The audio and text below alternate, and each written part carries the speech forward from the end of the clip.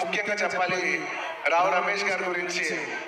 నాకు ఎంతో, నా మనసుకి ఎంతో నచ్చిన ఆర్టిస్ట్ ఆయన. ఎందుకంటే నేను ఆయన రావు గోపాలరావు గారి అబ్బాయి నాకు తెలియదు. నేను వేద సినిమా చూసి సినిమా అయిపోయిన వెంటనే కృష్ణ అడిగాను, ఎవరు అందులో ఒక నక్సలైట్ క్యారెక్టర్ ఎవరు చేశారు, చాలా బాగా చేశారు నా ఇంట్రెస్ట్ కంటే ఇలాగా రావు గోపాలరావు గారు అబ్బాయి అని అంటారు. రావు గోపాలరావు గారు అబ్బాయి అంటే రావు గోపాలరావు గారు మా తాతయ్య గారు మా ఇంట్లో ఇన్నిసార్లు సాయంత్రాలు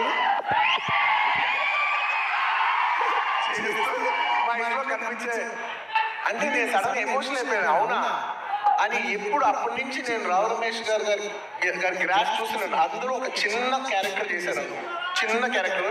అక్కడి నుంచి ఆయన అలా అలా అలా అలా ఎదుగుతున్నప్పుడు టైంలో నేను ఒక టైంలో బద్రీనాథ్ షూట్ చేస్తున్నారు. ఆయన వెనకాల నుంచి డైలాగ్ చెప్తున్నారు. నేను అన్నా, సార్ నేను చూస్తా, మీరు వెళ్తారు, నేను చూస్తా.